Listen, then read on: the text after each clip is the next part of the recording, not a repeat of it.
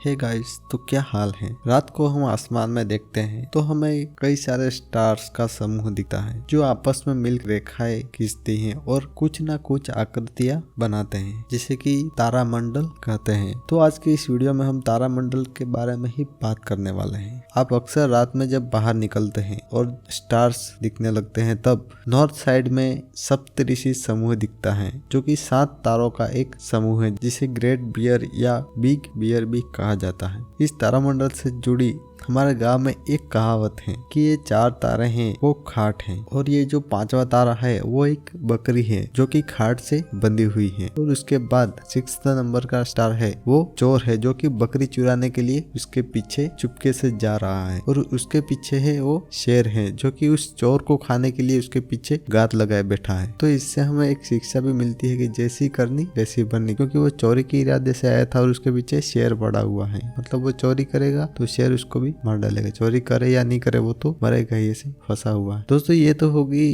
कहावत है, ये तो सिर्फ अलग बात है। ये तो अब आते हैं मेन पॉइंट पर। तो इन 7 स्टार्स के नाम भी हैं जिसमें ये वाला है वो क्रतु है, उसके बाद पुलह, पुलस्त्य, अत्रि, अंगिरस, वरिष्ठ और मारीची। ये 2 स्टार हैं कृत और पुलह। इससे सीधी लाइन खींचे तो नीचे तरफ एक स्टार दिखता है जिसे ध्रुव तारा कहते हैं। ये स्टार हमेशा नॉर्थ साइड में ही रहता है, इसलिए प्राचीन समय में जब दिशा ज्ञात करने का यंत्र नहीं था, मतलब कॉम्पास का आविष्कार नहीं हुआ था, तब ध्रुव तारे की मदद से सही दिशा का पता लगाया जाता है। आज भी जो समुद्र में मछली पकड़ने जाते हैं वो कई बार ध्रुव तारे से ही दिशा का पता लगाते हैं। अगर उनके पास कॉम्पास नहीं हो या फिर कोई स्मार्टफोन नहीं हो तो वो ध्रुव तारे की मदद से ही दिशा का पता लगाते हैं। दिशा मतलब डायरेक्शन, ठीक है। ध्रुव तारे के चारों ओर सप्तऋषि मंडल चक्कर लगाता है, मतलब जैसे कि सूर्य के चारों ओर हमारे 8 ग्रह चक्कर लगाते, वैसे ही ध्रुव तारे के चारों ओर ये सप्तऋषि तारामंडल चक्कर लगाता है। यानी कि ध्रुव तारे को हम सेंटर मान सकते हैं। ये एक चक्कर 24 घंटों में पूरा कर लेता है। सप्तऋषि तारामंडल में कई गैलेक्सिया भी हैं, जैसे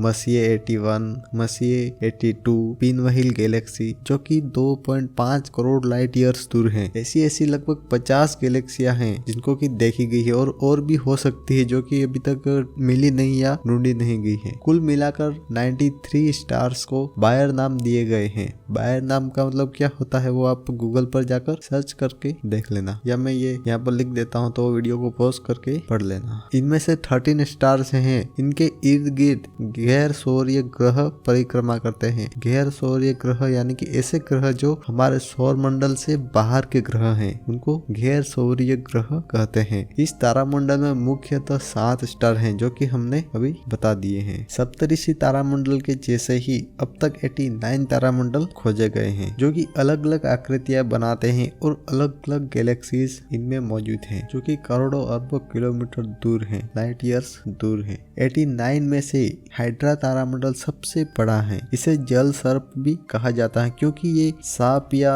ड्रैगन जैसा दिखता है। चीन के प्राचीन खगोल शास्त्र में इस तारामंडल के 2 चीनी नक्षत्र आते हैं, नीला ड्रैगन और सिंदूरी पक्षी। हाइड्रा तारामंडल यहाँ से शुरू होता है। देख लीजिए आप, ये ड्रैगन जैसा, ड्रैगन के मुंह जैसा या सांप के मुंह जैसा ये दिख रहा है, वहां से शुरू होता है और ये पूंछ जैसा दिख रहा है वहां तक जाता है, यानी वहां पर खत्म होता है। तो आप देख सकते हैं कितना बड़ा है ये। इस तारामंडल में 75 स्टार्स हैं जिन्हें बायर नाम दे दिया है। कुछ खास तारे भी हैं और कुछ अन्य वस्तुएं भी हैं जो कि हम आगे बताते हैं। बताने से पहले आपसे एक रिक्वेस्ट है दोस्तों कि आप वीडियो तो देखते हो पर चैनल को सब्सक्राइब नहीं करते तो चैनल को सब्सक्राइब कर लो यार, जल्दी से बन के करा दो ताकि मेरा चैनल मोनेटाइज हो। तो अब हम टॉपिक पर आते हैं। नंबर 1 पर है अल्फर्द स्टार। ये हाइड्रा तारामंडल का सबसे चमकीला स्टार है। इसे नॉर्मली देखने पर तो हमें एक स्टार दिखता है, पर जब हम टेलीस्कोप से देखते हैं तो हमें दोहरा तारा दिखता है, मतलब पास पास में 2 तारे दिखते हैं। दोहरा तारा मतलब दूरबीन की मदद से देखने पर 2 तारे एक दूसरे के समीप दिखते हैं। ऐसा 2 कारणों से हो सकता है। पहला ये कि ये दोनों तारे ग्रेविटी के कारण आपस में पास पास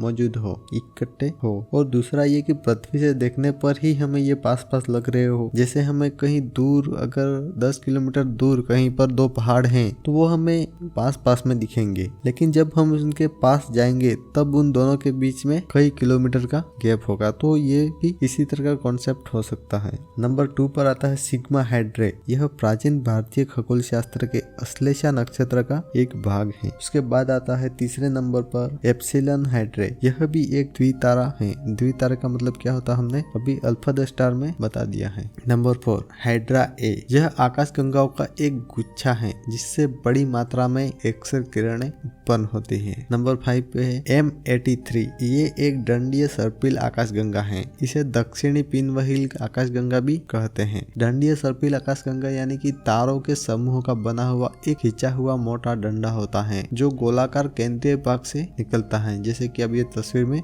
देख सकते हैं कि एक डंडे की तरह दोनों तरफ जा रहा है और बीच में थोड़ा छोटा सा गोला वहां से निकल रहा है दोनों तरफ, और फिर ये ऐसे चक्री की तरह घूम रहा है। नंबर 6 पे आता है M68। यह पृथ्वी से 33,000 लाइट ईयर्स दूर है और ये गोल तारा गुच्छ है, यानी कि तारों का गुच्छा है। 10 to 30 लाइट ईयर्स के गोलाकार क्षेत्र में 1000 से 10 लाख तारों का समूह होता है जो गुच्छे जैसा होता है। उसमें अधिकतर तारे ठंडे और छोटे आकार के होते हैं, काफी तो बूढ़े हो चुके होते हैं, और कई सारे तारे ऐसे होते हैं जो कि ब्रह्मांड की आयु से चंद करोड़ साल कम के होते हैं। कुछ तारे सुपरनोवा बनकर ध्वस्त हो गए होते हैं और कुछ तारे सफेद बोने बन चुके होते हैं। नंबर 7 पे आता है M48। यह एक खुला तारा गुच्छ है जिसकी आयु 30 करोड़ वर्ष बताई जा रही है। ये रही इसकी फोटो, देखिए कितना खूबसूरत दिख रहा है। सो आपको ये छोटी सी जानकारी कैसी लगी कमेंट में बताना, और वीडियो अच्छा लगा लाइक कर देना और चैनल को भी सब्सक्राइब कर देना। मिलते हैं नेक्स्ट वीडियो में। Thanks for the watching.